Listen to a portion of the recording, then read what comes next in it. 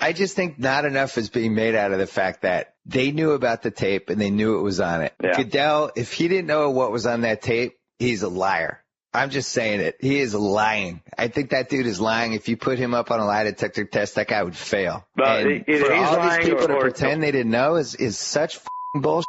It really is. It's such f***ing bullshit. And for him to go on that press conference and pretend otherwise, I was so insulted. The best point that a lot of people have made about this is that this is exactly why he fined and suspended Sean Payton for a season. Payton was like, I didn't know. He's like, well, ignorance is not or whatever. And suspended him for a year. This is the same exact situation, and it's worse because he knew, and he's a liar. Roger Goodell has no integrity whatsoever. I really hope somebody calls me or emails me and says I'm in trouble for anything I say about Roger Goodell. I think it's pretty safe. If one person says that to me, I'm going public. You leave me alone. The commissioner's a liar, and I get to talk about that on my podcast. Thank you. There you go. Call me and say I'm in trouble. I dare you. Now, everything you heard is why I, the actual owner of the Alaska Cannabis Club, will be dedicating all of my energy toward fighting for freedom and fairness, which begins with legalizing marijuana here in Alaska. And as for this job, well, fuck it. I quit.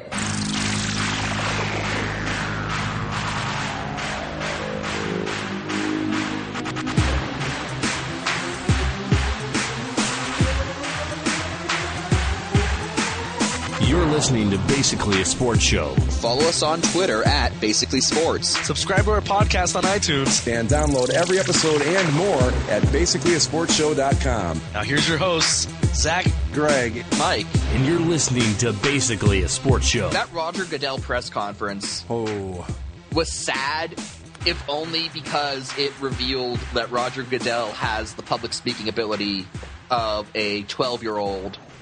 We plan on continuing to improve our lookout on this plan. Like, it looks okay, like... so what are you going to do? We're going to continue to improve in this area. But what specifically are you going to do? Well, we're going to change our outlook and continue to improve on the future of our plan. Okay. It looked like, and it sounded like, just like this 12-year-old who just gone to like his first public speaking class and was tasked with giving like his first speech in front of a group of people. That's what it sounded like. It was, wow, is it bad? Just on every level. He was a bad public speaker. He said absolutely nothing. He didn't really address anything, I thought. No, right. He just said a lot of, he threw out a lot of platitudes like, oh, we're going to fix this because we can. And we will, and we're going to. And I don't think anybody walked away from it, A, any more informed about anything they were when they walked in the door, or B, walking away from it thinking, well, that's going to help the league's image. Like, they really need, like, if they're not going to get rid of Roger Goodell, then at the very least, they need to get, like, a PR guy, like a media director or someone who I'm can pretty go sure out, they have that. someone who can go out and give these types of speeches and not be Roger Goodell. Do you guys think that maybe the reason he didn't say anything at all was because legally they don't have a plan? Well, that probably too, but maybe he was advised against it from a legal team. Like, don't say, really don't address anything because we don't know what kind of lawsuits and shit are going to come out of this. So maybe that's I'm not defending him because that's possible. I thought it was a joke of a press conference. They're still going to have to face the appeal from Ray Rice soon, which is going to be all kinds of interesting. Right, and I'm sure they didn't want to say anything that would compromise their position in that. Mm-hmm. Which is possible. It's just like, again, because of that whole outstanding thing with Ray Rice, I understand why he didn't go into this, but he kept repeating, like, on the Ray Rice situation, I got it wrong. And yes. I'd like to hear him say, like, okay, what was your thought process? Why did you get it wrong? Why did you go so lenient? Like, I just want to know what your thought process was in the whole thing, because that ESPN Outside the Lines piece really painted that both the Ravens and the NFL in a really negative light. So I guess I'm curious, what's the NFL side of the story? Like, you say you got it wrong, okay? How? Like, what is your side of the story of why you were so lenient when it came to Ray Rice's punishment? Because they're never going to say that. But I can't even get over. I didn't know that it could really get a whole lot worse than it was. And then the outside line things comes out, and wow. Because it's been so clear at this point that they covered it up or at some level, somewhere. Well, and of course, with the outside the line stuff, the Ravens, of course, denied everything. Denied it, and I just got a thing on my phone. Law enforcement official told AP Ray Rice elevator video was mailed to NFL security chief Jeffrey Miller. Jeffrey Miller issues statement to AP, unequivocally denies that he received a copy of Ray Rice video. So he's basically saying that the law enforcement officer is either lying or wrong. Yeah. But see, that's what this whole thing has been. Mm-hmm. It's been one side saying a whole lot and the other side saying no. And I mean, we even just pointed out when Roger Goodell didn't say anything. Mm-hmm. Like when it's like, well, we got it wrong. Well, what exactly was wrong with your investigation? Mm-hmm. Well, we handled it incorrectly. What did you handle incorrectly? We didn't do it properly. Thank you, Roger. It was just like I said. It was a bunch of just. It was Nike speak, except without anything to laugh at. Really. Yeah,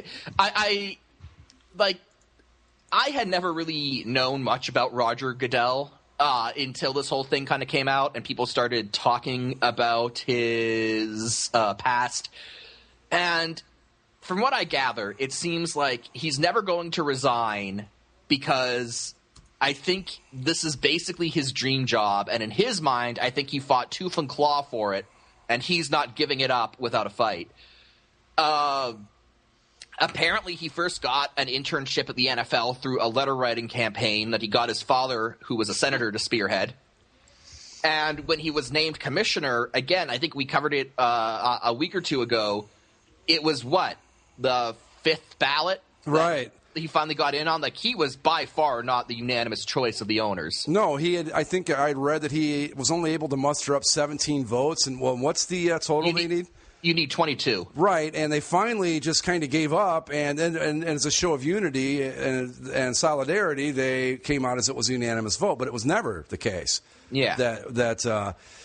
It's just... I'm trying to find the names of the people who were actually... who are actually like going up against Goodell for the commissioner position, because there's one guy who should have gotten the name just on his name alone, and it's I know who you're talking about, but I can't think of his name. I can't think of his name. It's on the tip of my tongue, but it was like the perfect name. I'm just going to try Googling it. Oh, I see. Let's see. I just saw a thing here that Drew Brees is critical of Roger Goodell. Yeah, well, ESPN can't suspend him for 3 weeks. Yeah, that's what I wanted to talk about, too. Oh, come on now. That is awful. Did you hear the podcast, Zach? I was listening to it. I hadn't had a chance to actually listen to it, but I did read the transcript of it. I was listening to it, and honestly, after he was done, I dare you to suspend me. I thought they're not going to do anything about this. It's not that big a deal. It's not even near as bad as some of the things that Olbermann has said on his show. Mm-hmm. And I don't know if it was just that Bill Simmons, because he said, I dare you. That's it. Yeah, but come on. Because he challenged them. If he had just said it, maybe nothing happens. Here's the thing. Okay, that's fine. If that's the case, then say that's why you did it. Don't say it was because he breached some sort of code of ethics you have as journalists, because that's not what happened. Because what he said was exactly what Keith Olbermann has been saying since the whole thing started. Mm-hmm. Olbermann's called Goodell a liar. He said that he needs to be fired. He said everything that Bill Simmons said, and not one thing has happened to him. But Simmons, who didn't do it nearly as articulately as Keith Olbermann did, but said exactly the same thing, everybody agrees with him, and he gets suspended for 3 weeks. Well, but, God, Simmons gets 3 weeks. Do you remember what Stephen A. Smith got for his domestic violence talk, remember? Oh, what was it, 1 week? 1 week. He didn't challenge him, though, you see. That's the difference. No, that's it. That's what it is. But I think part of it, too, is because this isn't the first time Simmons has been suspended from ESPN. I think with him in particular, he's risen so quickly and so fast. And I know when they were negotiating his last contract, he had to make a lot of provisions and requests that ESPN had to fulfill, or else he would have left. Namely Granlund and some of his editorial freedom with that. Right. So I think that they're trying to just quash him down because they think maybe he's gotten too big for his britches. Well, here's the thing, though. This is the guy that they hired. Yeah. This is who they wanted. This is why they hired him, is for the exact kind of things he's been doing. This is what people like about him. I found the name. Okay. One of the guys going up against Roger Goodell for the other finalists for the commissioner position when Tagliabue resigned was a guy by the name of Mayo Shattuck III. Oh, God, yes. He had. I mean, how great would that signature look on a football? Come on. I mean, come on. Like, how did he not win? Imagine the press conferences, like Commissioner Shattuck III to address Ray Rice situation. Yeah, but I mean, this isn't like I was saying. This isn't even the first time Simmons criticized ESPN. I mean, if you remember, God, I think it was like a year or two ago when Richard Sherman went after Skip Bayless. Yep. Yeah. Simmons tweeted that this is bad for both of them, and it's actually bad for ESPN. He got suspended from Twitter for 2 whole days. Yeah, I don't even get that. What kind of punishment is that? And he also got suspended from Twitter for 2 weeks for getting into a Twitter beef with WEEI in Boston. Well, like I said, this is the guy they hired. This would be as silly as say ESPN hiring us to be on ESPN radio and then getting mad because we do exactly the stuff that made them hire us. Right. Well, this is his job. His job is to put forth opinions. Yeah. And especially with his podcast, his job is to be slightly provocative. And even so, like, Simmons can be ridiculous, but saying Goodell is a liar, how many other people have said that? No, exactly. How many people have said that, and how many people actually agree with him? I'd wager a lot at this point. I got to think it's at least 95% of anybody that you polled would agree with that statement. At least. I have not seen a single poll on the question of should Roger Goodell keep his job that's in which the yes he should vote has been winning. Every poll I've seen says that the people believe he should lose his job because he is untrustworthy. So like. Yeah, okay, maybe he challenged his boss, and he challenged his bosses, and that's what did it in. But honestly, as far as stuff that Bill Simmons has said, this is not anywhere close to being one of the more controversial things he's ever said. This has been. If ESPN really wants to go that route, they should scour the archives over the last month of every one of their ESPN radio affiliates across the country. Right. How many people would they have to suspend if they found, like, how many radio hosts on an ESPN platform across the country have said over the last month that Goodell is a liar or that the NFL is a hypocrite or whatever? Mm-hmm. Probably a fair amount. Well, my question is this. Okay. I'm going to go back to Keith Olbermann again. He has eviscerated Goodell numerous times on his show. He called him a liar. He called him a liar. He's called him a liar a bunch of times. Yeah. And I mean, he is just, you've got to get rid of him. He's got to go. For the good of the league, Commissioner, step down. I mean, I could just come up with clip after clip after clip of him being far more harsh towards Goodell than Simmons was. No, this is ESPN getting in a dick waving contest. I think it's that, and I think that's exactly what this is. I'll tell you another thing I think it is too. Now, I think that there are a lot more people that listen to Bill Simmons' podcast than watch Keith Olbermann's show. Probably. And they can't have one of their especially the Monday ones with Sal. Because of Sal, right. They can't have one of their most popular podcasts out there bashing the commissioner because there's such a huge conflict of interest here. Well, but it is and it isn't, because over this thing, the group that's done some of the best reporting on this has been ESPN. Yeah, has been outside the lines. Has been Keith Olbermann. Like that outside the lines report on the Ravens absolutely shocked me. Not just because of what it revealed, but because ESPN of all places was the one to publish it. Right, because a lot of people had said, well, ESPN's going to back them to the whole thing, and then to prove a point, they've gone after the NFL, and they've really done a very commendable job. Now all of a sudden, when somebody goes after them, it may be a little too harshly in the way that it was presented, and maybe a little too self-serving in a certain way. They decide to come down on him for it. It's such a weird dichotomy of things. It's just hypocritical, because if you're going to suspend Simmons, you've got to suspend Olbermann. And maybe not Bob Lay, because that was I don't know that Bob Lay's called Goodell a liar or anything either, but I mean, he presented the facts. Right. To say it, without saying it. The point being is that you have two ESPN personalities who have essentially said the exact same thing. One of them has gone completely unpunished. The other one is suspended for 3 weeks. I've got to think that it's simply a matter of, because it was Simmons, he's more popular than Olbermann. I mean, Simmons, I don't know how many people listen to that podcast, but I've got to think it's well into the hundreds of thousands, if not higher than that. Listen to the podcast, read his column. Yeah, I mean, it might even be in the millions for all I know. Because I think Simmons has called Goodell out in his columns over the last 2 weeks too. Yeah, at least in his Friday mailbags. I mean, I'll be the first to admit that it probably wasn't the wisest choice to go ahead and come at me. I dare you, but I think he knew what was going to happen. I think that once he said it, he knew that's exactly what they were going to do. But I think it's also him calling them out, and then not just saying that Goodell's a liar. It's Goodell's a liar. It's effing BS. Yeah, he repeated that a couple times. But it gets bleeped out because they edit it. But because no one knew what he said. Yeah, the whole thing just it's ridiculous.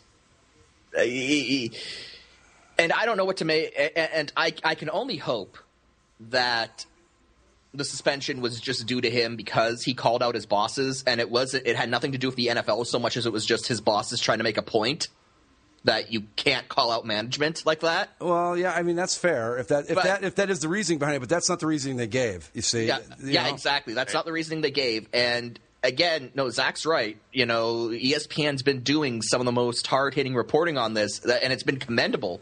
It's been a pleasant surprise, but stuff like this makes me worry. Like, I don't know, is it getting to the point now where the business side of ESPN is now going to tell the journalistic side of ESPN to cut it off because of the ties they have to the NFL? Is this a situation where maybe the journalistic side of ESPN was allowed to do what they're supposed to do, but now that they've maybe hit a bit too hard, the business side is going to rein them in because of the connections they have with the league? Well, here's my thing. Okay, we know Outside the Lines has done a great job, but have we seen? I mean, how much of this has made it out to the big platforms like SportsCenter? Did they air the Outside the Lines piece on SportsCenter? I mean, that's my question. Yeah. Okay. Yeah, they went over it again on SportsCenter because when something like that happens, it's obviously the news of the day. But here's, for those that don't know what we're talking about, this is the transcript. I really hope somebody calls me or emails me that says I'm in trouble, because one person says that to me, I'm going public, you leave me alone. The commissioner's a liar, and I get to talk about that on my podcast. Please call me and say I'm in trouble. I dare you. I'm waiting for the thing. He said he's going to go public. That's what I was just going to bring that up. What does he have? Well, see, and that's what I mean, too, because that's why I brought up his contract negotiations. Something like this, especially because he gets 3 weeks for this, and like I mentioned, Stephen A. Smith, who said, I think a lot worse things, gets 1 week. But that's Stephen A. Smith's job. Well, guess what? This is Simmons' job too. It's the same thing. Mm-hmm. So I think this would be something that may push him over an edge and actually make him leave ESPN. Well, he's not going to be back on the basketball show this year, on whatever they call that silly basketball show. Did they already say that? He's not back, no. Is it NBA Countdown? Is that what it's called? Might be. But I think the other thing that was happening is this NBA season, he was getting the Grantland NBA show on ESPN. Oh, and that's supposed to debut like a week after his suspension ends. I thought that was a podcast. I didn't realize it was a television show. No, it's going to be on TV. Him and Jalen Rose. I don't think he's going to. Once his contract's up, he won't be back. Because I wouldn't be surprised if he gets out of the contract early. Because I know when things. I remember he was pretty jilted when they banned him on Twitter for a couple days, and for the First Take stuff. Mm-hmm. So I mean, a full 3 weeks for something on his podcast. The podcast of all the things that Simmons does, he's been a more staunch defender of his podcast than anything else. Because they've tried to come down on him for editorial stuff before, and he's been pissed about it and tried to wrestle back more of his own editorial powers over it. So, do you think he's big enough now to go out on his own? Oh yeah, without a network.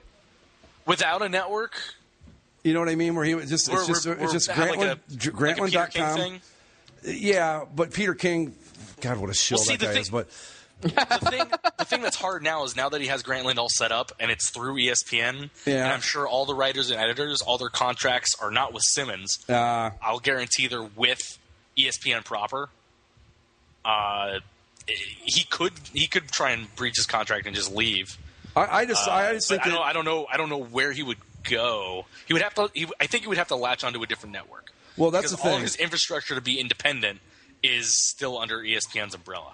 I even read a quote from him today where this was in regards to the basketball show, where he said that when his contract comes up, if ESPN loses the NBA, I want to go where the NBA is. Right. Mm-hmm. But I don't think he's been happy there since he started. I think that he's never come right out and said it, but you can just kind of tell that he's not as crazy about working there as I think they would like him to be.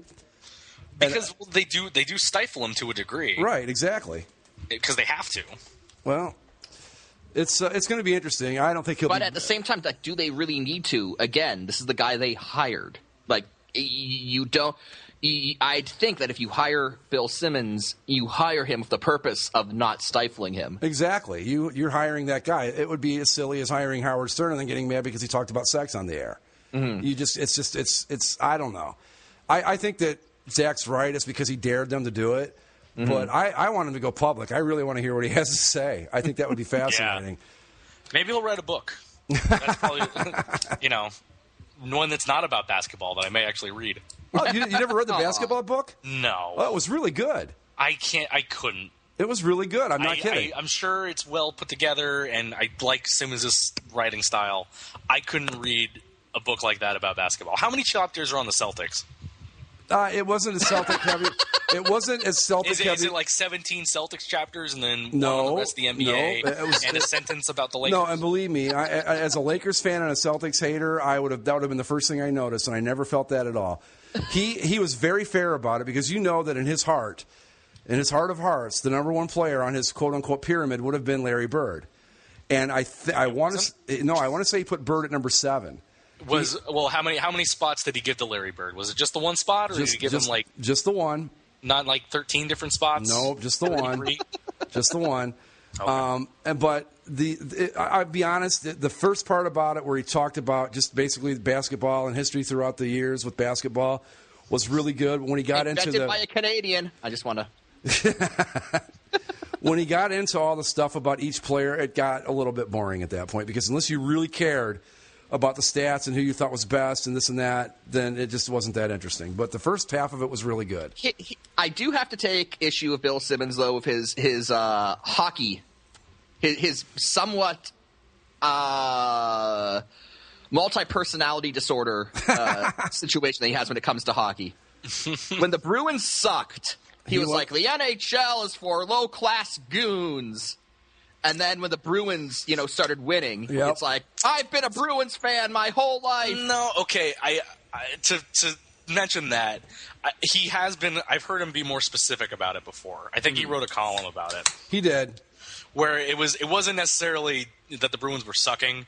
It's he didn't agree with ownership and the GM at the time. A jackass.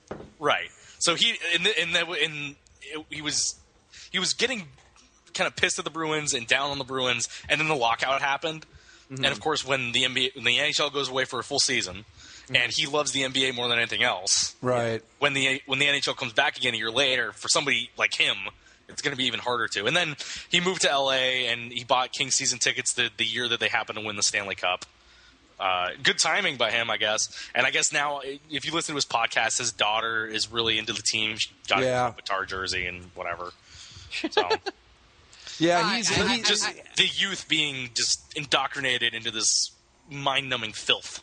That is Kings fandom. Hey, yeah, but there's two ways to look at that. Yeah, there's that, but there's also you've got a young kid that's going to be really into hockey, which I think is a good thing for the sport. Yeah, so. Well, there's should have lived in Orange County. Like it would have killed her to be a Ducks fan. I understand, but yeah. No, it's a process of location. I understand that. But the and he got really lucky with them winning the cup the first year he had the ticket. Well, sure that seems to be how Kings fandom works. Everyone conveniently became a fan the year that they won the cup. No, it wasn't. But he actually bought season tickets before the year because that was the year that the NBA was going to have their everyone thought that the NBA was going to pull an NHL and cancel the season. Right. Oh, yeah. And so he wanted to fill something in the time because he had the Clippers tickets that he wasn't going to be able to use because they would be not there. So they bought the Kings tickets, and they happened to win the Cup that year. Yeah, another thing about Bill Simmons, and this isn't actually – I actually don't find this annoying. I kind of find it funny. And it's gone away. It's gone away recently because of the recent success of Boston area sports. Yeah. But whenever, Celtics would lose or the Red Sox would lose or the Bruins would lose, he'd go on like this rant where not a rant, but he'd kind of get like all down on like the history. He'd like analyze the failures of the sports teams through like the history of New England. Right. Well, that was his shtick. This really depressing kind of view of New England where it's like, we are doomed forever to plow unfertile soil as Puritans. And we are not allowed to have happiness because that is what New England is about. But that was what he built his career on early on. Yeah. It just happened to be that when he finally signed on with ESPN, that it was the right timing where Boston all suddenly the Boston became teams won. See, right. It was just bad timing for everybody else. Great timing for Simmons. My issue with this fandom, I'm okay with the hockey thing because I totally understand how losing a season you can lose interest. It happened to me. Mm-hmm. My problem with him when it comes to the Boston sports is I will never in my life ever believe that he was as big a Patriots fan as he claims to be all these years before they started winning Super Bowls. I just won't believe that. I mean, he goes into detail about like the 80s and 90s Patriots that were not the best. I mean, I don't think, to be perfectly honest, though, I don't think anyone was a hardcore Patriots fan before they started winning those Super Bowls. I mean, I can talk about the 80s and 90s Patriots. You had Irving Fryer and Steve Grogan was a quarterback for a while. You had Tony Eason. All I know is Drew Bledsoe. You had guys like who were some of the running backs back then? You had the Curtis Martin. I'm thinking back in the old Patriot uniform days. Wasn't he there for like he was? a year? Yeah, Curtis Martin was there for a while. Yeah. But there, they had John Hanna was a great defensive or an offensive lineman. You had Andre Tippett. Yeah. So he talked about him and all that. But as I've just shown, that's not that difficult to do. Well, but I think unlike a lot of cities that have NFL franchises, I think the Patriots are still number 3 in Boston, behind the Celtics and the Red Sox. Yeah, probably. I'd almost say in certain pockets they're probably number 4. Right. Well, in certain pockets, sure. Yeah. I mean, the blue collar part of Boston really loves the Bruins, and that's something that always set the Bruins apart that I always enjoyed. But now that they've become successful, the rest of them assholes now the have same migrated. Douchebags who are Red Sox fans are Bruins fans, and it's just all Fucking terrible. Bobby Orr. Can I go on a Bobby Orr rant? Sure, you may. I've got nothing against Bobby Orr as a player. I respect all of his accomplishments. I respect how he was able to essentially redefine the defensive position. But anyone who says that Bobby Orr was a better player than Wayne Gretzky can blow it out their ass. I agree with that. I'm tired of hearing it. Talking to you don't disrespect Bobby Orr. You don't respect the black and the gold, the bee hub. How dare you insult the bees? It's not even Boston fans. I don't think that's more Boston or New York. I'm sorry. It gets mixed together. It's the same. It's not even so much all these northeastern metropolitan centers sound the same to someone from California. Yeah. But the Bronx is a little bit more, hey, what's up? You got to you got to remember that when you're trying to do Boston, it's a car, a bar, that kind of stuff. Park the car, have a yard, hit the ball, wicked hat at a Fenway Park. Right. I know. That's it. There you go. The fucking socks. It's not even just Boston fans. It's like just talking to like older hockey fans, like in my family, like my uncle or my dad. Anytime we have this discussion about hockey, I'm like, Wayne Gretzky is by far the greatest player who ever played. And they're like, Bobby Orr was able to do so much as a defenseman. Yeah, maybe he was. But, at this point, you're just arguing counterfactual scenarios. And it's like, look, no, Bobby Orr, not better than Gretzky. I'm not saying that means Bobby Orr's bad. I'm not saying that at all.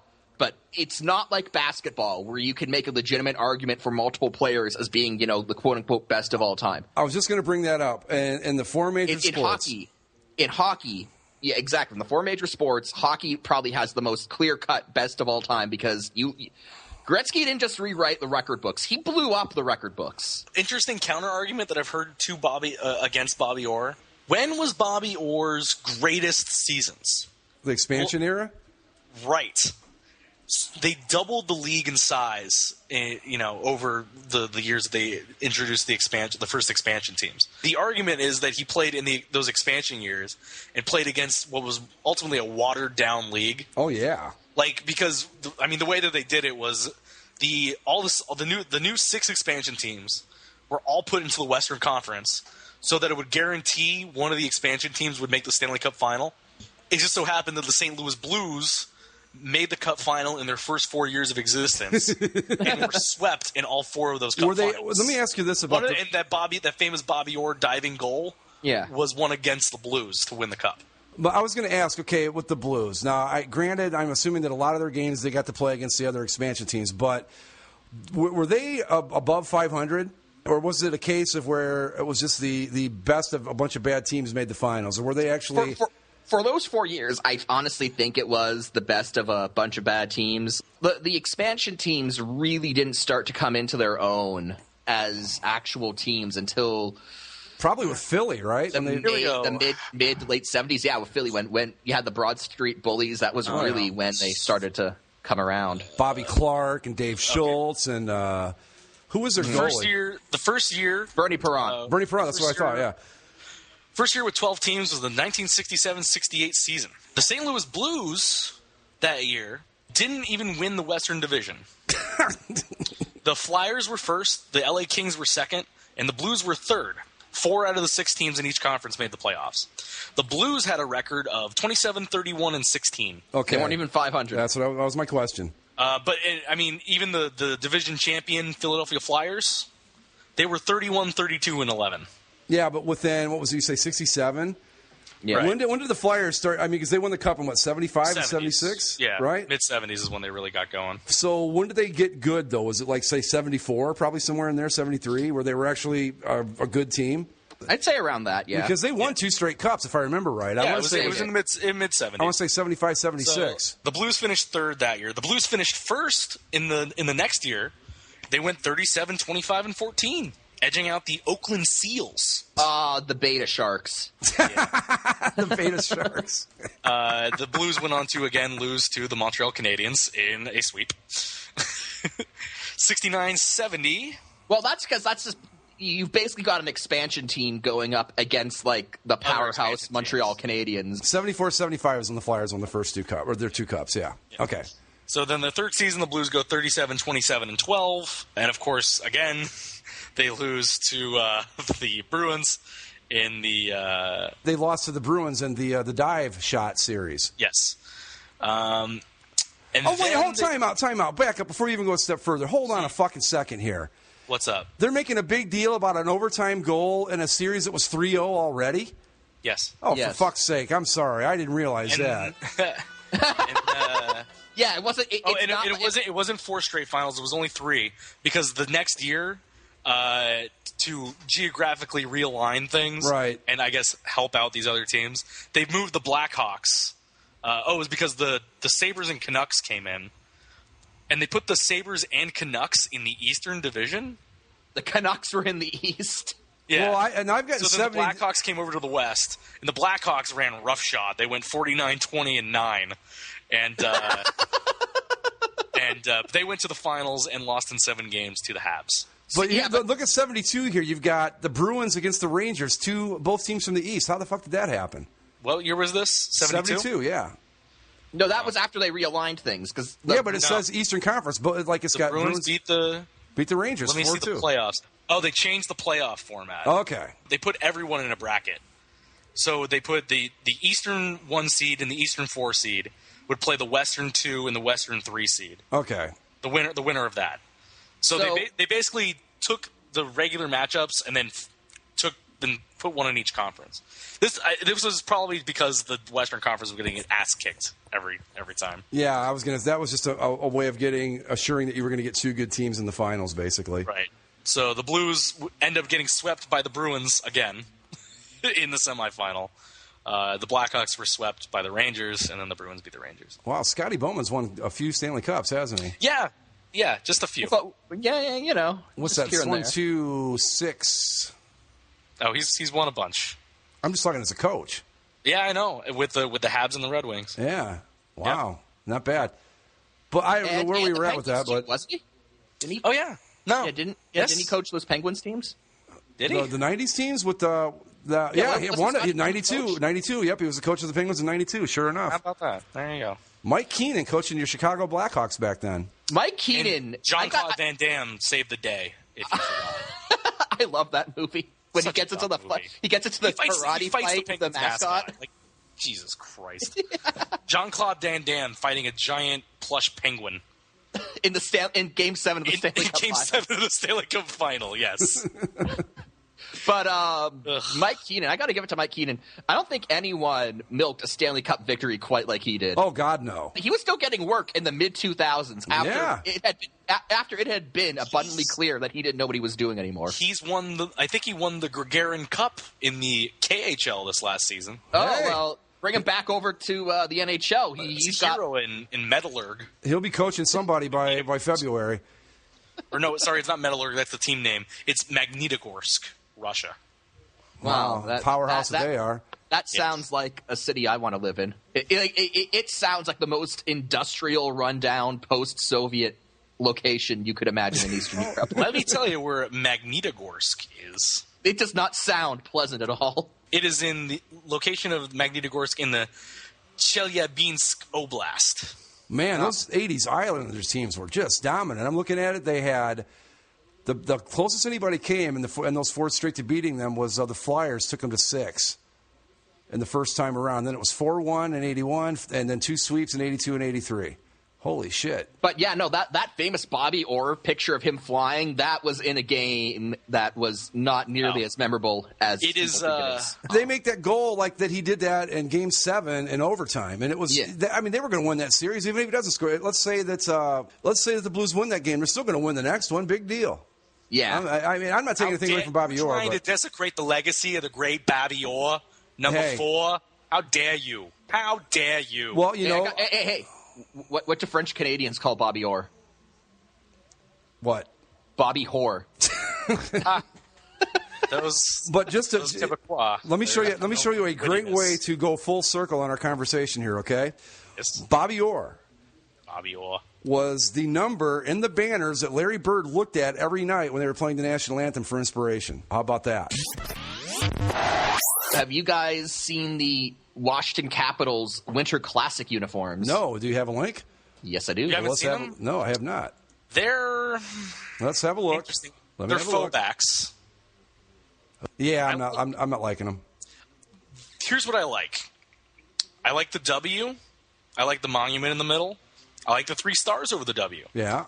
I dislike the Capitals going across the front of the W. I agree.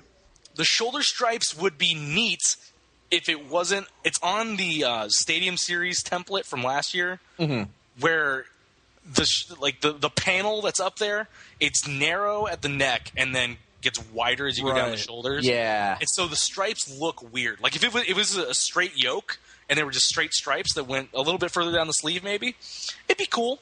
But as far as faux backs go, this is fine. I think if you get rid of the Capitals, okay, leave the Put W. A white outline around the W also. I'm okay with it just being straight up blue. I don't know. It's too dark. Going up there's too dark a blue going up a too dark a red. It's not. You need a white outline. I think. But if you do that, it loses a lot of its faux back look. I think it makes it look a little too modern. But we'll go with that. But I think if you lose the Capitals and get rid of the shoulder stripes, it'd be really sharp. I think. I like it. I have some reservations with it. I think it's a bit too muddled because you've got the dark blue W on the dark red, and you've got the Capitol script across the W. But all in all, I kind of like it, if only because I think it adds more logos to the Capitals' repertoire to use, because the Capitals are a team that I think are in desperate need of tools in the toolbox when it comes to their branding. Yeah. I like their alternate, the Weagle logo. Yes. Yeah. I like that, but that's about the only logo they've ever had in their history that I actually like. Like if they take the W with the stars and going forward make some sort of rebrand, and base it around that, and maybe modernize it, like update it a little bit, make it cleaner. Mm-hmm. I could go for it. Yeah. You know? Are you guys telling me you don't like the current updated version of the old 70s uniforms? No, they look like clown suits. I've always hated that script logo. I always hated the original script logo. The new script logo is an admirable attempt to modernize it, but at the same time, I think it just results in polishing a turd. Yeah. Like it's a good attempt, but the concept itself, and they make, what is it? It's the L that they make the hockey. No, it's the T that they make the hockey stick, right? Yeah. When it should be the L, and it just it annoys me. No, and the thing with the Capitals is they don't really have a diverse uniform history, especially when it comes to Winter Classic type things. The only other thing they could have done is the 90s. They could have done the red version of the white jersey they wore against Pittsburgh, which is just their old red jersey. But they had that for a long time, and they went from that to the blue, black, and copper, which I love. I own one of those. I love that. I never liked that. I love that. But that's not Winter Classic material. No, that's Stadium Series and LA material, honestly. Right. And they went from that to then they changed their third jersey to the primary jersey, the black one with a Capitol dome on it, which is it's fine in a vacuum, I guess. Yeah, I just thought it was a downgrade. Like, yeah, I'm gonna admit I was never a fan of the slate blue and the black and the copper. But if you're going those to spoke to me as a child. Peter Bondra, Joe Juno, Adam Oates. Joe Juno, Olaf God, there's a name from the past. Olaf Kolzing. Right? Ole the goalie. The goalie, man, yeah. But I think if you're going to go with that scheme, I much prefer the one, their original primaries with the white and the blue with the eagle on the front. That black one just didn't work for me because it took what was the one thing that color scheme had going for it was that it was kind of bold and exciting. Yeah. And then that black jersey just kind of took that exciting, bold color scheme and made it just boring and dull. And it's like, if you're going to have this color scheme, why would you mute it like that? Yeah. Anyway, basically what I'm saying is they didn't have a whole lot to just do a straight throwback. And this works. And somebody else mentioned it, but because they're playing in a baseball stadium, it's very it's baseball-y, kind of. It has sort of a baseball-type feel to the jersey in a way. You think? Kinda.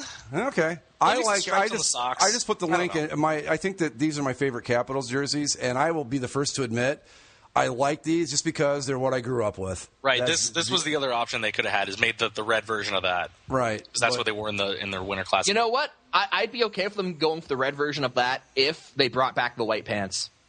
Oh God, no! I guess it would have been okay for one single game. What was it? Vancouver when they did the what was it? What were they called? Like the Millionaires or whatever. The Vancouver Millionaires. They had the white pants. I thought looked okay. Well, they were vintage white. Vintage white. Okay, well they were beige. Yeah, that's true. This is just ridiculous. Yeah, this is what they need to throw back to. This is how the Capitol should do Winter Classic. Okay, let's see here. No. No, the white pants are just so bad. They're so bad. I want to say those coexisted with the Copperalls that the Flyers wore. The Flyers and the Whalers. No, there was another team that wore those? The Whalers were the only other team to join them on that little experiment. I always thought it was just the Flyers, yeah. Next do the Winter Classic, which I'm sure will be soon because screw you, NBC. They need to wear the Cooperalls. Oh, my God, yes. I demand this. Oh, okay. Here's a picture of the Hartford Whalers wearing their Cooperalls. The Cooperalls were so bad. There's the Hartford Whalers. This was the only other team to join the This is the Flyers. Hockey's version of Chicago White Sox short shorts. You know, now, granted, I'm not saying that these look good by any definition, but of the two, Hartford's don't look nearly as bad as Philadelphia's. Well, they've got the stripe going, which helps. They look like they're wearing Adidas warm-up pants. But they had the logistical problem of when you fell down, you slid a long distance. And they also weren't padded. So if you took a shot to the thigh... Oh, so they didn't just put these over their hockey pants? No. Oh Jesus! No, they didn't. Oh God! You can tell looking at them, you don't see you don't actually see the bulge of the padding underneath. Yeah, you're right. No, that's why they got rid of them. Like, not only did you slide a distance, but if you went to go block a shot and you got it in your thigh, you felt it. So I'm looking at. There's an old New England Whalers jersey on the photo bucket page. I'm looking at the Chicago Blackhawks uniform history to see what they would, if they're going to have to make a faux back or if they could use something older. Uh-huh. And at first I thought, well, is there a white version of the Winter Classic version jersey they had before? No, I don't think there isn't. So, I don't know. They could go with their original uniforms, those black and white ones. The black and white ones, yeah. I'd go with all the stripes. I'd go that way because or they could do the ones where it looks like a football jersey with just the number on the front. I'd go with the black and white because you know what? Brooklyn has made it work. Brooklyn's got it. Brooklyn made it trendy. Jump on that bandwagon. I would like the black and white. Are they home or away? They would away. Be. Well, away. This is what I'm talking about. These are their original jerseys. I like the black and white. I think that would look sharp. Yeah, it's the same page I'm on. Yeah. Yeah, and I guess the only other thing they could do, and they won't go with the football version because they'll want the logo on there. They also made a version of the football jersey with the logo and a round Dell on the front. Otherwise, the Blackhawks look like the Blackhawks for every other year since 1955. Well, I'd go with their original one. Honestly, I'd go black and white. I mean, cash in on that Brooklyn money. That's the only one that actually has like a unique look to it. I don't know. I'm looking at this the one with that's black, red, and kind of beige or whatever. That's what I'm betting on. Well, that's what they wore before. Oh, is it? Okay, yeah, that was their first Winter Classic, so they can't wear that again. Detroit at Wrigley Field. They can't wear that again because they've got to milk it. Essentially, they've got to make it right. I say the black and white. I think that's a good bet. That one's definitely an interesting look. So do you guys remember the or maybe the abandoned Washington Capitals logo? Yeah. So this was what the Washington Capitals planned on going to back in the early 2000s. Weren't they going to do it in the lockout season? Yes, they were. They were going to introduce it in the lockout season, decided not to. And that was probably a wise choice. That thing's awful. That lifeless, soulless eye. Right. I'm trying to find the uniforms that went with them, but unfortunately, I think NHL uniforms used to have it. They used to have it, but they got rid of a lot. NHL Uniforms is a great site, but like one of the recent updates got rid of a lot of the side uniforms that they used to feature on. Yeah, they used to have like a bunch of the prototypes and right. Yeah, it's not on there. Yeah, but I forget where. Well, it wouldn't be. You had to look for it because it wasn't on the team's page. It was on like one of the season pages. It was on the season page, and it was like a special thing. It's like click here for like a bonus content, but they stopped doing that. So I can't find it. Well, they used to have the Nordiques thing too. I've got the perfect for the Flyers. They go with the old Philadelphia Quakers jersey. Come on. See, that's what a lot of people thought they were going to do, and then so. Oh, I was just kidding. No, there are 100 Flyers fakes that look exactly like that Quakers jersey, but instead of saying Quakers, they say Flyers. And there are hundreds of people. I see whenever they show a Flyers game on TV, there are hundreds of people that bought those things thinking, oh, these are going to be the jerseys, and no one ever made them. Oh. Like, they're not officially licensed. They were never going to wear these one things. Of them. There's one of them. Yeah. And this was, like, for a long time, this was like, no, these are going to be their Winter Classic jerseys. And they weren't. I mean, they ended up with something kind of similar. I guess similar in the fact that it was orange with a black yoke. And they're making that their third jersey this year because the Flyers are lazy. Which doesn't – I don't like that Winter Classic jersey for the Flyers because – the vintage white looks dumb. The vintage white looks dumb, especially against the orange. And they already have an orange jersey. They already have an orange jersey, and the Flyers, I think, are one of those teams that should never wear like an old-fashioned traditional hockey template. They've their entire history, they have those shoulder stripes that go all the way down to the cuff. Yeah, I mean, the simple thing to do is just to make a black version of the current home, exchanging the black for the orange. Well, the Medicine Hat Tigers do which that. They've done. Yeah. But I guess that was too easy. I don't know. And they did that kind of in the 90s already. Well, unfortunately, those jerseys ended up taking over, and they were I don't like those. Those 90s alternates were fine as alternates. The problem was when they started wearing them all the time. Yeah. And then they made the orange one with the 3D. Oh, that 3D. When was that? Oh, Jesus. Mid-2000s, 2003, I want to say, 2004? Yeah, 2002. Oh, 2002. Right. Yeah.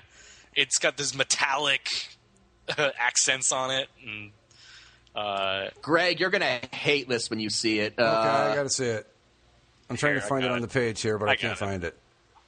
Okay. Oh, I remember that. Yeah. Yeah. The worst part about that was actually on the boards when those things hit.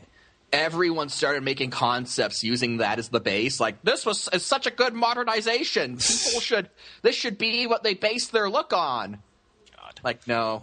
And then they had those awful Edge jerseys. Well, the Edge jerseys, they just were a victim of, like, the template nature of it. The template that everyone was believed, no, we can't do certain things.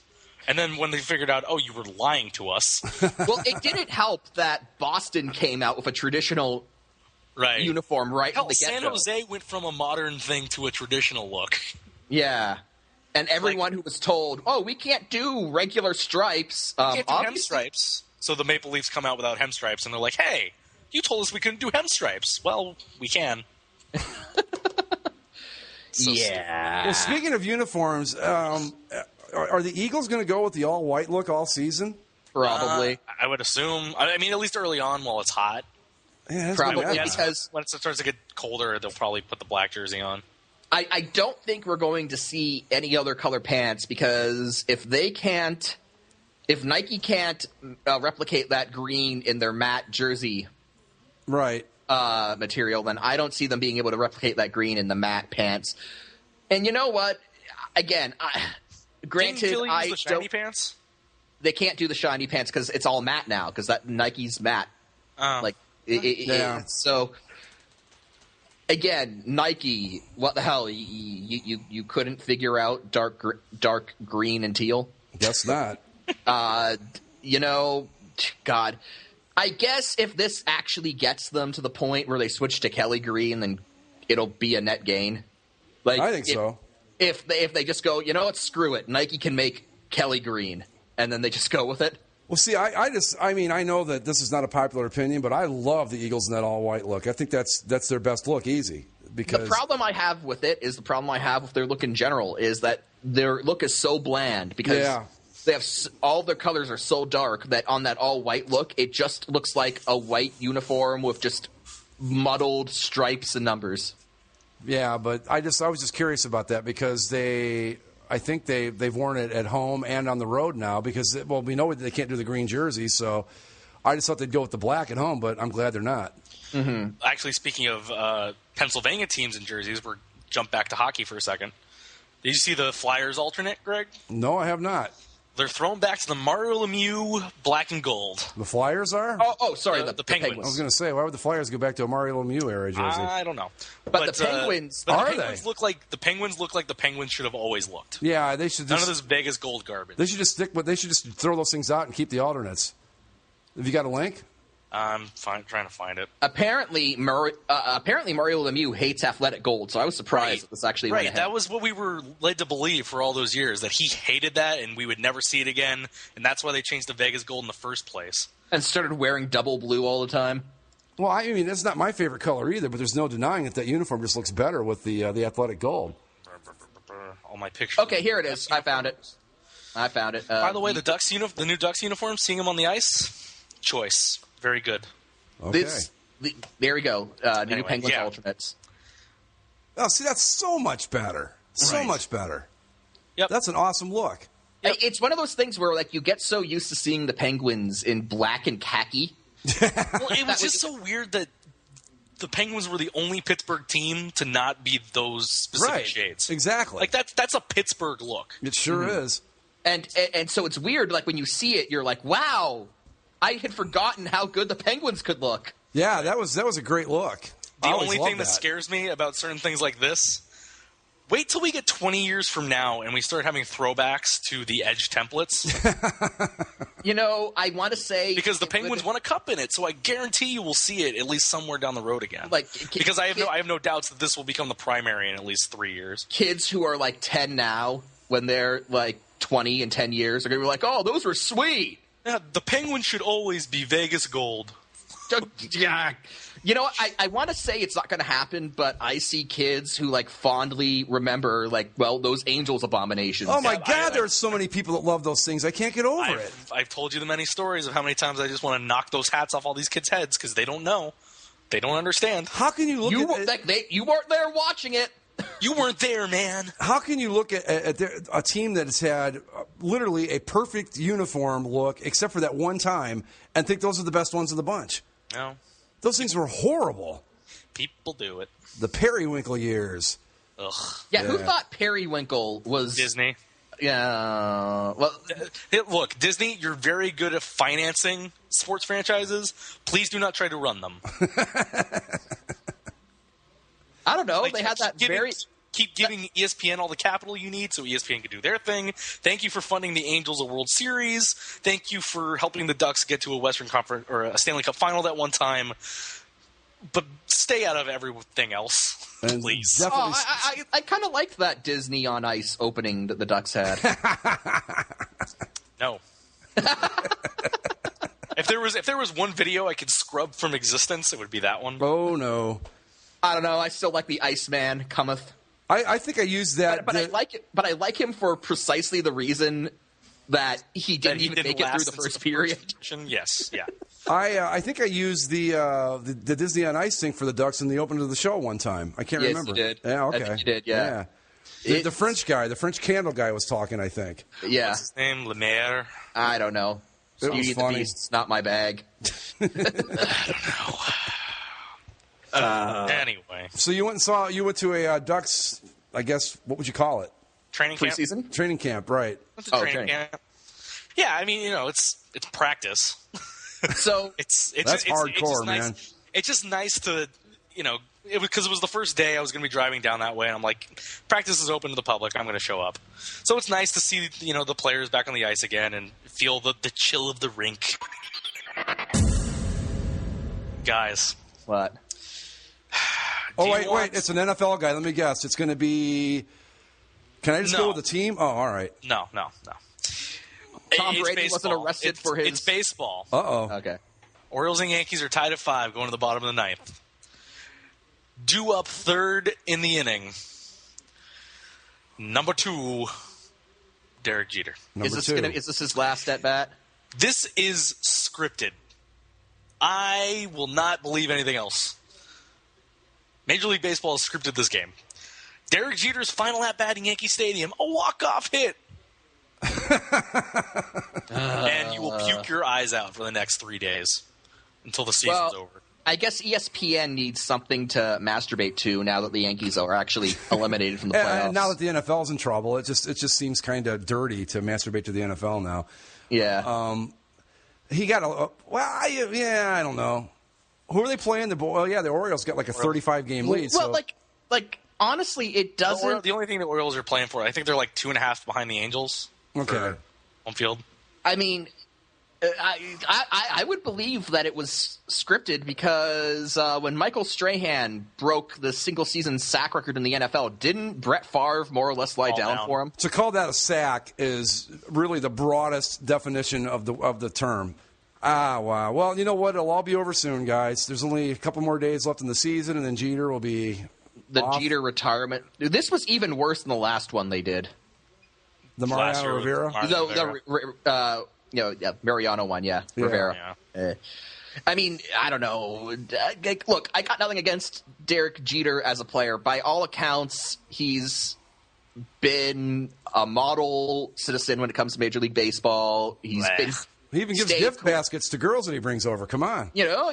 Gift baskets. He's stayed clean as far as we know when it comes to steroids. Maybe there'll be a book that comes out that, blows that myth to shreds. But, as far as I know, there's nothing inherently dislikable about Derek Jeter, but this retirement tour that the Yankees have done, you guys have seen that hat they did, right? Yes. God damn, that was ugly. Like, you're the Yankees. Have some dignity. I mean, you look at the retirement of Lou Gehrig and compare it to the retirement of Derek Jeter. Yeah, definitely. And it's like one. It's oh my Christ, guys! What? I am a soothsayer. Derek Jeter has walk-off single in the ninth. Derek Jeter I thought you already knew that. No. Oh yeah, it's on the MLB. Yeah, it's on their website. Oh, I just saw it came up on my Facebook that he. Oh my God! They have a live final game at Yankee Stadium. Oh look, Derek Jeter walking around the field. Everyone give him his. Fine. If this is the end of it, then fine. Is he going to like sprout angel wings and ascend to the heavens?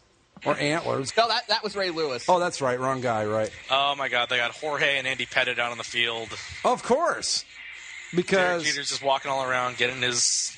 Well, in other more important baseball news, your Pittsburgh Pirates have made the playoffs 2 years in a row now. In other baseball news, the Seattle Mariners, by defeating my Toronto Blue Jays, they've kept their playoff hopes alive. So yeah, let's see what the situation is with all that right now. I knew you guys would care about that because apparently, if the Mariners can make it, it knocks the A's out. Mm-hmm. So Derek Jeter. Oh. It's going to be tough, Mike, because as it stands right now, the Mariners are 2.5 out with three to play behind Oakland and Kansas City, who are tied for both wild card spots. You know what? I'm just happy Kansas City looks like they're going to get in. Yeah, it would take a real epic collapse because I think Seattle's basically got to win every game they play from here on out. Let me see what the schedules look like here. What's the situation in the NL Central? Pirates are a game and a half behind the Cardinals. God damn it, Milwaukee! But they have a shot. Milwaukee is eliminated, but the Pirates have a shot. They can still win the division. It doesn't matter it doesn't matter how the Cardinals get in. They're in. That's it. That's already taken care of. Once they get in, they're just going to Cardinal their way to the World Series. Yeah, probably because they're probably going to end up with at most. Let's see, 159. They're going to end up with at most. A team of 91 wins is the best they can do. So I'm thinking they'll probably get like 89 wins. So that's right. That's right about Cardinals. Right about where they need to be to win the World Series. A team of white guys named Matt and quadruple Jesus. They're going to win it all. Oh shit! The Dodgers clinched the West. I thought the Giants might be able to hang on there, but they had their magic number was down to 1. They had Clayton Kershaw on the mound last night. That's that. Yeah, that's that. I mean, he struck out a guy to end the 8th inning. Did they just hand him the MVP and the Cy Young Award as he walked off the field? The whole stadium just burst into MVP. Well, I think we have our playoff. I think our playoff picture is pretty well set, guys. Barring something really weird happening with Seattle. Well, what's the central standings? Detroit's up 2.5 on Kansas City. Okay, they're up 2. I've got 2.5 on Kansas City, but yeah, Kansas City is tied with Oakland for the 2 wild card spots. Yeah, Seattle's 2.5 out with 3 to play, so it's gonna. I think that's it. So who do you like though? If Kansas City plays Oakland in the 1-game playoff, I like the Royals. I do. See, I don't know. Yeah, I think the Royals could score more in 1 game. Yep. Than Oakland could. I guess it depends. It'll probably be John Lester versus James Shields, right? More than likely, yeah. I'd have to see how the rotations are set up right now, but probably, yeah. See, are the records tied? Yeah, they're both 86 and 72.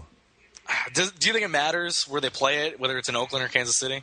Maybe a little bit, but I mean, if it's in Kansas City, forget it. The A's won't win. But it's Oakland in the playoffs, man. You know what they're going to do. If it's a 5-game series, they lose it in 5. If it's a 1-game series, they lose it in 1. Simple as that. I will say this: Seattle has the Angels to finish out the season. Angels with, other than the best record in the American League, nothing to play for really. So stranger things could happen. Could the Angels blow 3 games just to screw over the A's? Wow. How would you feel about that, Zach? I'd be fine with that. Like if the Angels just said, you know what, we're taking a knee for 4 games. So let Seattle get in? I'd be cool with that. 3 games to screw over Oakland, yeah. Oakland shouldn't be in for 2 reasons. First off, because they're not going to do jack once they get in. And secondly, we don't need that ugly-ass stadium messing up the aesthetic of the playoffs. It's not necessary. Also, screw sabermetrics. So that too, right? Well, I want the Angels to have some sort of momentum going. I don't think they've played the B squad for the majority of the games since they clinched. Yeah, so. I don't. You know, I'm okay with that too. I'd like if you're going to do that, set the guys down after 5 or 6 innings, but don't just sit them down for a week because that's just not good. It's not smart baseball. This is a crazy year in baseball. I mean, it's like there's only been one divisional race. That's the AL Central and the NL Central, but the other ones are just like blowouts. But I do like the roster that we have for the playoffs. Yeah, I do too. The teams. Yep. Baltimore, Detroit, Kansas City, the Angels, Oakland, Pirates, Washington, the Pirates.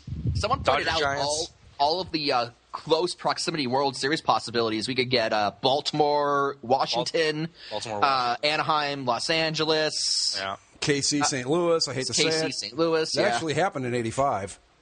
So what are we going to have as a wild card? Ooh, Giants, Pirates, huh? Be a good-looking game, uniform-wise. Giants, Pirates. It depends on what road uniforms the Giants break out. Looks like it's going to be in Pittsburgh. I want the alternate with the SF. That's a cool. Yeah, I agree. I love that one.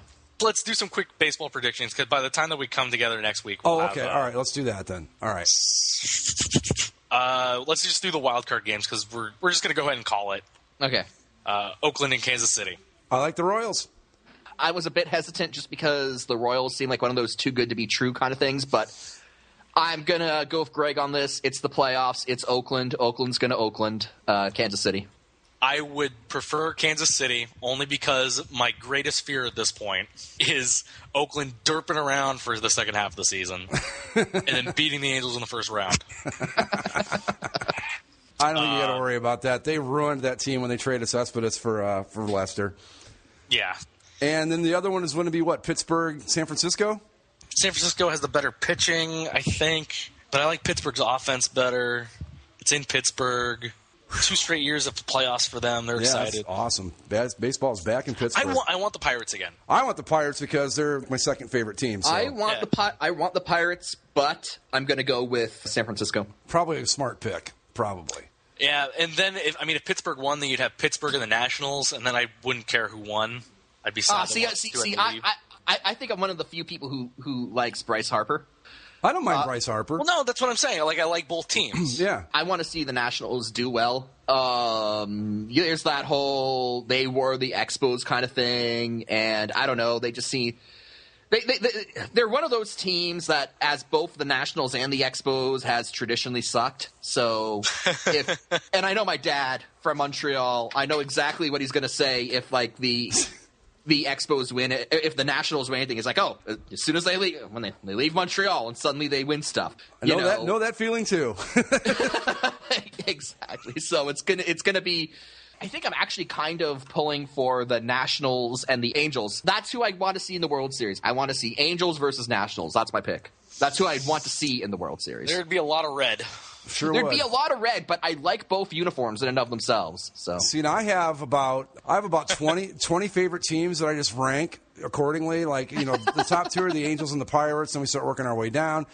If the Angels get knocked out, my dream World Series is Pittsburgh, Kansas City. I don't want the Angels in Pittsburgh. I mean, that'd be great, but that would make it very tough for me. I don't know what I'd do. I just want not Oakland, not St. Louis, and not the Dodgers. I don't mind the Dodgers, honestly. So, if the Dodgers did, I'm not pulling for them, but if the Dodgers won it all, I wouldn't be upset. Yeah, the Dodgers are going to win the series. I guarantee.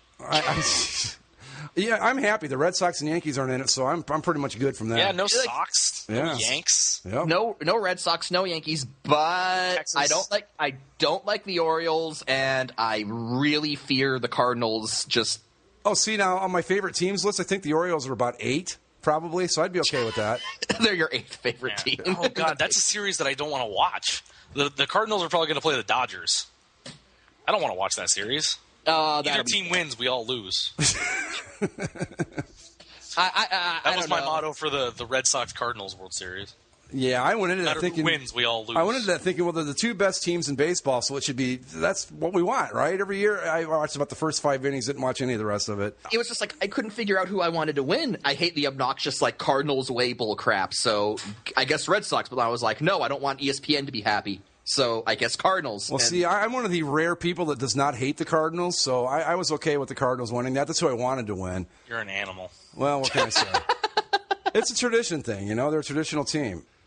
I remember back when they were just the Cardinals. They weren't this version of the Cardinals. They were just the guys that wore the blue uniforms. And before, this unholy monster, best fans in baseball became a thing. I think about it, though. God, they made the World Series, it seemed like every other year back then. They went to the World Series in 82, 85, and 87, kind of like they do now.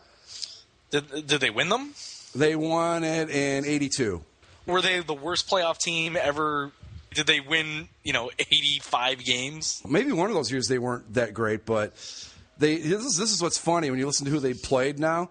They beat the Brewers in 82, lost to the Royals in 85, and lost to the Twins in 87. Jesus. It's kind of like that in the 70s, though. If you look at NBA champions in the 70s, right. You just read off who won the NBA title in that decade. It's just weird. Well, you had the Warriors and the Bullets, the Sonics. Who else? The Blazers won a title. Blazers, yeah. Speaking of the Sonics, I was listening to something, and they were talking about NHL expansion teams. And it was one of my hockey shows, and they're like, well, we want you to send in suggestions for the name of the new team. Oh, okay. And so somebody sent in Ice Sonics. Oh. The Ice Sonics? Instead of just saying the Nordiques, they were the Ice Nordiques. And so it just brought up a little discussion that I thought would be interesting with you guys, because we're of the uniform inclined, the logo inclined. What is your biggest pet peeve when it comes to minor league team names? Mine is that. The ice any animal or thing and putting ice in front of it to signify a hockey team. That's the Ice Dogs, the Icebergs, the Ice Blades. That's probably mine. Yeah, I would have to agree with that. Isn't Pensacola, aren't they like the Ice Pilots? Ice Flyers. Ice Flyers, right. Yeah, that would be it. My second pet peeve with minor league sports is the angry this with a baseball bat, hockey stick, whatever. We've established your hate of Grandiose. I don't necessarily hate them, but maybe I do. I think Grandiose would be perfectly fine if one or two teams had Grandiose designs. Exactly. But it's when every team in the minors either has a Grandiose logo or has a Grandiose ripoff. Yeah, trying to look like Grandiose, that it becomes a problem. Exactly. Because we're talking about minor league baseball names. The Montgomery Biscuits might have the greatest identity in the history of sports. Oh, I absolutely agree. without a doubt. That logo is I want to hate that logo, but I can't.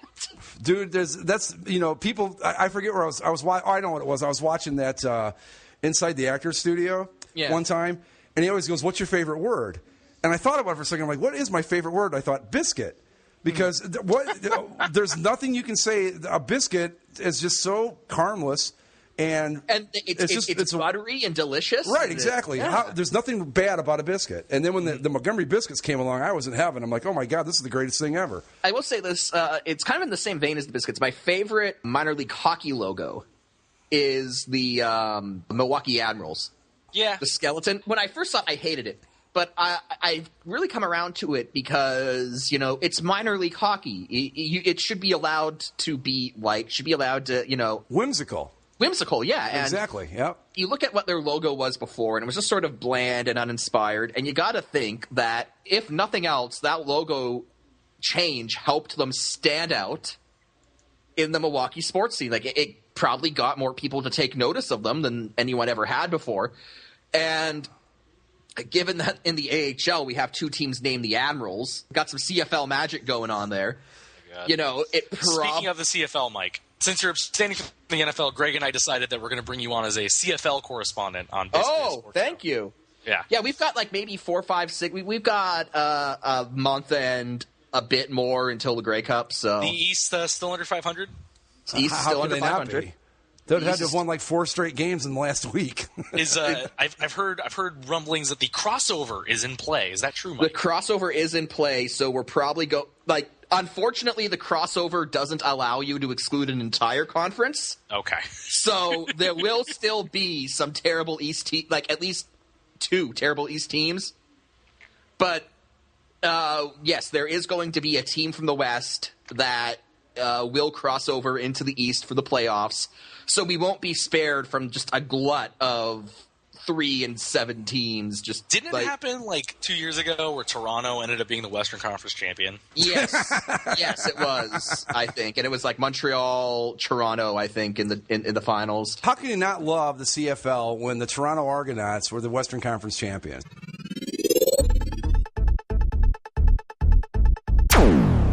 Ladies and gentlemen, Zach's Tabs. Zach's Tabs. That might be the best one you've ever done, Mike. Thank you. So the Golden State Warriors have unveiled drawings of their new arena to be built in San Francisco. Okay. They should have designed it differently. Will they remain the Golden State Warriors, or are they going to go back to being the San Francisco Warriors? I don't know, but they look like they're going to play in a toilet. Holy God. It looks like a toilet. It sure does. You got the base, you got the lid. You sure do. Oh, you know, the only thing that would make this better is if that roof actually opened. Oh, my God. That would be the best thing that's ever happened in the NBA. That's hysterical. Did they realize this? Somebody's got to tell them. Early drawings of New Warriors Arena makes building look like a toilet. It does. So, Joe Matthew in the comments section on this story says Kohler needs to step up and get the naming rights. Oh, absolutely. How great would that be? That'd be brilliant. Red Bull Munich in the Deutsche Extraliga, a.k.a. the German league. They were playing a game against Dusseldorfer.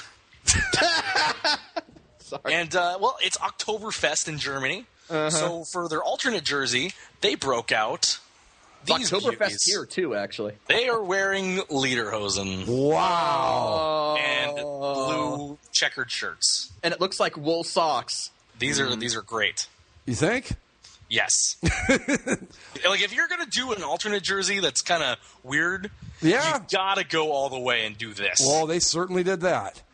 Even though they're almost like Red Bull cans, but what do you want? They certainly did that.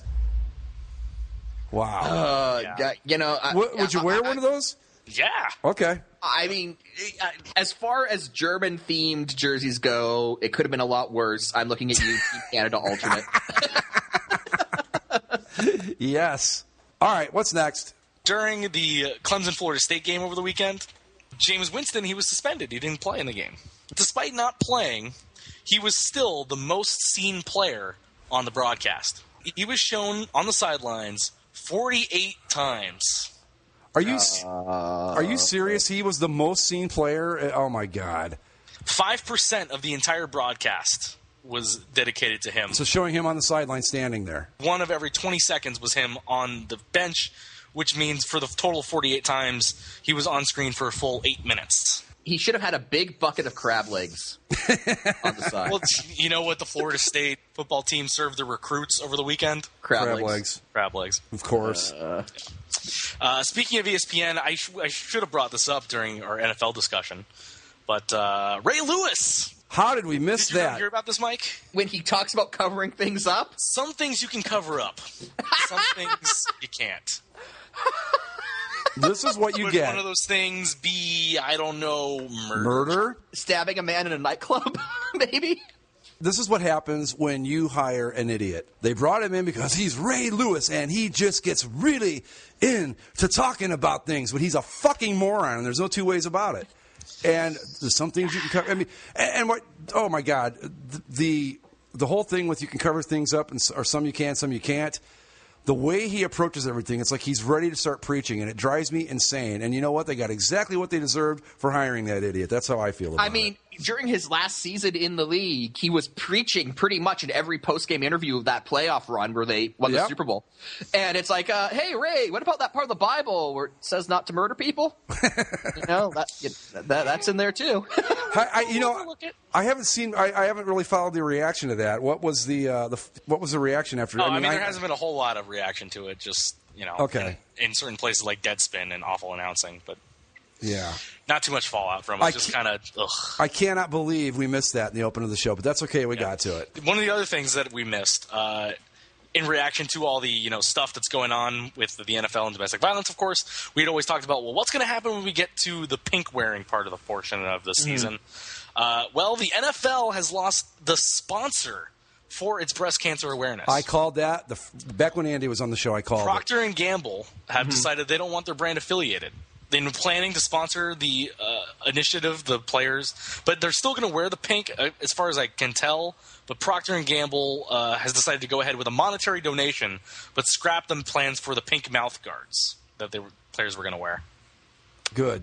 But they're still going to go ahead and wear the pink. Oh yeah, of course. That's just as far as I know. As far as I know, really, really bad idea. If they still go ahead with the whole pink thing after all of this. It's just, my God, they're going to. It's not possible he can be that freaking tone deaf. There's just no way. I don't know. Roger Goodell looked pretty freaking tone deaf in that That's true. conference. He did. Last two. Something awesome happened in Calgary over the weekend. Hey, of course, it's Calgary. You got to pronounce it right. It's Calgary. Come on. The only people who pronounce it Calgary are those dirty Albertans. So there was a big deal that happened in Calgary over the weekend. They set a Guinness World Record for the most Batmans to appear in one place at one time. I mean, not that there would ever need to be a hooded crime fighter in a good Canadian city like Calgary, but there were 542 Batmen in Calgary. Excuse me, it's not Batmen. It's 542 Batmans. Right. I guess. Well, wait. No. Okay. Wait a minute. Now let's back up a second here. Yes. Mike, you're the teacher. What would be the proper thing? Is it Batmans or Batmen? Okay, it's tricky because grammatically speaking, it should be Batman. Right. But because Batman is a proper noun, and with the very rare exception of some like weird comic offshoots, there's only ever one Batman, and Batman is a singular entity. Then you could make the argument that it is Batman's, but I would still prefer Batman. So I guess the ruling is that either one would be okay in this case. Yes. Okay. And I'm kind of disappointed from these pictures I'm seeing. They all seem to be wearing more or less the same outfit. I was hoping we'd get some more variety. Yeah, it looks like it was pretty orchestrated. I was hoping maybe that we'd get some Adam West costumes in there. Maybe a Michael Keaton. Maybe even a George Clooney with the bat nipples. Just like one guy. Maybe some of the stuff that like the gray suit like that Ben Affleck's going to be doing, a variation of that. But this does look very orchestrated. I'm not nearly as impressed by Calgary now. And the last one, Alaska had a very interesting local newscast. Oh, did they?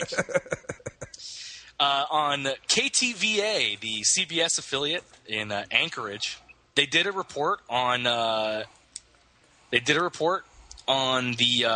marijuana industry. Okay. I guess there's a ballot measure to legalize it. Mm-hmm. Well, it turns out the reporter that did the story was also the owner of the Alaska Cannabis Club. Yes. Oh. And she did her news report. Basically what she does is she does the report, and then to put it out, she describes her stance, and then she says, well, in fact, I am the owner of the Alaska Cannabis Club. I'm here to promote my opinion, and I want to pursue freedom to the most of its opportunities. So there's no easy way to do this, so fuck it, I quit. Yep. And then she just walked off. The best part of this, though, I mean, there's that. The best part is then they cut back to her co-anchor, and the other woman is so confused. She has no idea what to do. She kind of looks up, looks down, looks up, looks down, looks down. We'll be right back. Like, she just is so... She was just befuddled. She didn't know what to do. I mean, she had nowhere to go because her co-anchor just quit right next to her. She's like, live TV. Oh no! It was so great. She goes that whole spiel and she goes, like about this job. Well, fuck it, I quit. Dropped the mic and off she went. It was just so cool. I like I said on Zach's Facebook page, I love live television. Sometimes I just think it's a great thing. I would never do it, but I love watching other people do it. Exactly. Is that it? I believe that's it. All right. Well, on that note, fuck it, I quit. I really think we should just sign off that way every week. Fuck it, I quit. I don't know if that would be polite to just leave the listener like that. I'm going to say no. All right. That's going to do it for us. We'll see you all next time. Later. Goodbye.